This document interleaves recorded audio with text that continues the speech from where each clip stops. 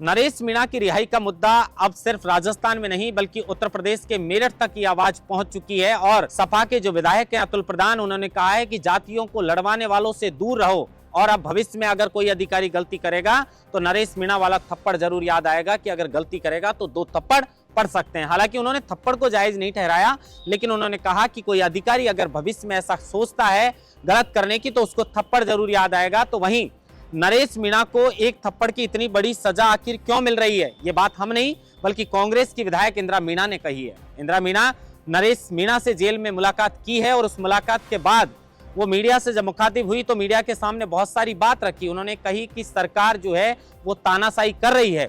इस वीडियो में विस्तार से चर्चा करेंगे। नमस्कार, आप देख रहे हैं लोकमत हिंदी और मैं हूं आपके साथ महेंद्र बांसोटा।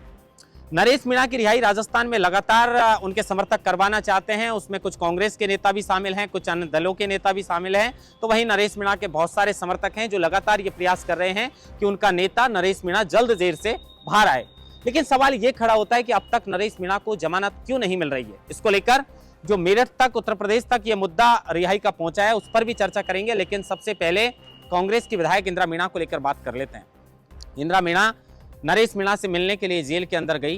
काफी देर तक उन्होंने जेल में मुलाकात की। पहले भी इंदिरा मीणा मिलने के लिए गई थी लेकिन उनकी मुलाकात नहीं हो पाई थी। लेकिन इस बार नरेश मीणा से उनकी मुलाकात हुई और उन्होंने वो सब जानने की कोशिश की जो खुद नरेश मीणा ने देखा था। इंदिरा मीणा ने कहा कि कुछ चीजें ऐसी थी जो सिर्फ नरेश मीणा को पता थी, तो मैं उनसे पूछने के लिए गई थी। और पहले से जो उनके खिलाफ मुकदमे दर्ज हैं वो सिर्फ विश्वविद्यालय में छात्र राजनीति से जुड़े मुद्दे हैं, उनमें कोई इस तरीके का गंभीर मुद्दा नहीं है। लेकिन फिर भी नरेश मीणा को सरकार की ऐसी तानाशाही है कि एक थप्पड़ की इतनी बड़ी सजा मिल रही है।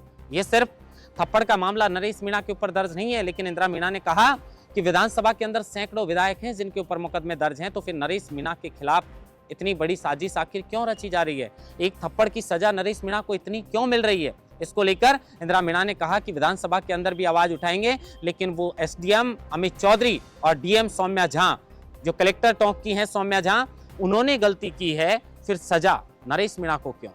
और गलती की है, उनके खिलाफ आज तक जांच के आदेश नहीं दिए गए, उनको नोटिस नहीं मिला सरकार की ओर से, और सिर्फ नरेश मीणा ने एक गलती की है कि उन्होंने एसडीएम को थप्पड़ मारा। बस उसकी नरेश मीणा को इतनी बड़ी सजा मिल रही है। और गलती करने वाला एसडीएम अमित चौधरी था जिसने जबरन मतदान करवाया था।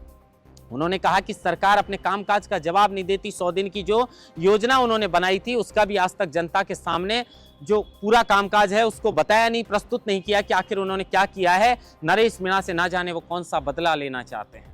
और अब आने वाले समय में एक के बाद एक लगातार जो जनप्रतिनिधि हैं वो नरेश मीणा की रिहाई के लिए आवाज उठा रहे हैं, क्योंकि पहले प्रहलाद गुंजल ने अल्टीमेटम दिया, उसके बाद नरेश मीणा के साथियों को जमानत मिली और उसके बाद अब आगामी जो 25 फरवरी है उसको लेकर रणनीति तैयार की जाएगी। विधानसभा के घेराव की बात की जा रही है। खैर, उसके लिए एक लंबा इंतजार करना पड़ेगा 20-25 दिन का। लेकिन उससे पहले इंदिरा मीणा ने जब जेल से मुलाकात की तो उसके बाद मीडिया के सामने बहुत सारी ऐसी बातें रखी हैं जिनको सुनकर ऐसा लग रहा है कि क्या सचमुच भजनलाल सरकार, राजस्थान की बीजेपी सरकार नरेश मीणा को जबरन जेल में रखना चाहती है?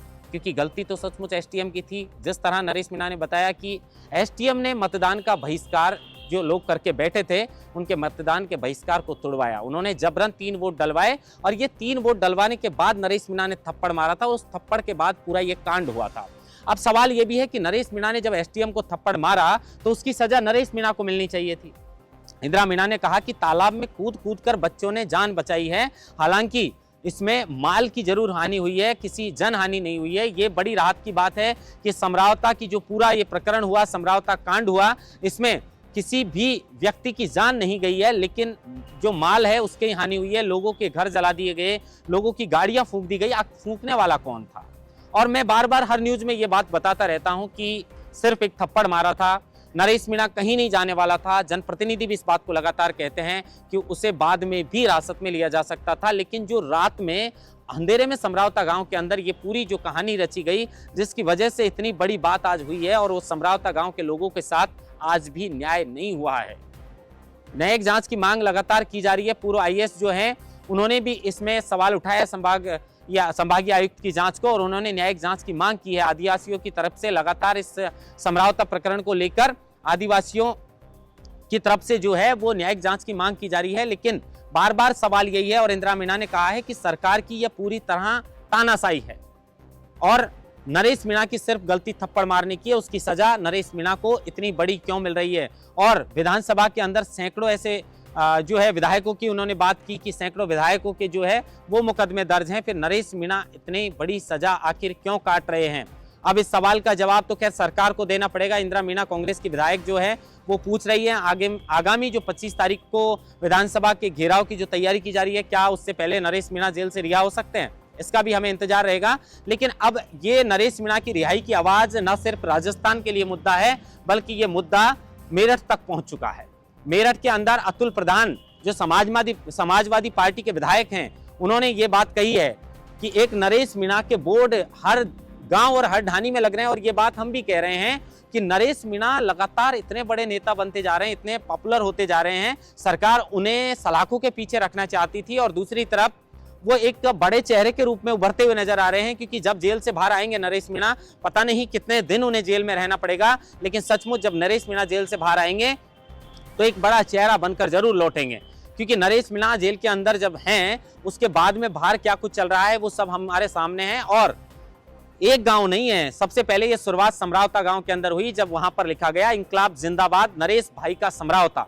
और ये कड़ी इस तरह जुड़ना प्रारंभ हुई कि एक के बाद एक के बाद एक के बाद एक इतने गांव के अंदर लोगों ने नरेश भाई के गांव का नाम लगाकर नरेश का नाम दे दिया गया है अपने अपने गांव को। तो ये साफ तौर पर इससे जाहिर हो रहा है कि नरेश मीणा की पॉपुलैरिटी कितनी बढ़ रही है। और इसी बात का जिक्र करते हुए समाजवादी पार्टी के जो विधायक हैं अतुल प्रधान, उन्होंने कहा है कि हर गांव ढाणी के अंदर नरेश मीणा का बोर्ड लग रहा है और समाज को तोड़ने वाले लोगों का कभी साथ नहीं देना चाहिए, समाज को जोड़ने वाले लोगों का साथ देना चाहिए। और आगे भविष्य में अगर कोई भी अधिकारी गलती करने की हिमाकत करता है किसी भी तरह की, तो उसे ये थप्पड़ जरूर याद आएगा कि अगर किसी ने गलती की तो थप्पड़ पड़ सकता है। अब राजस्थान से लेकर अन्य प्रदेशों में भी नरेश मीणा की रिहाई की मांग उठने लगी है। इंतजार इस बात का है कि आखिर उनके समर्थकों को कब ये खुशखबरी मिलने वाली है और कब नरेश मीणा को कोर्ट से जमानत मिलेगी। महेंद्र बांसुटा, लोकमत हिंदी, जयपुर।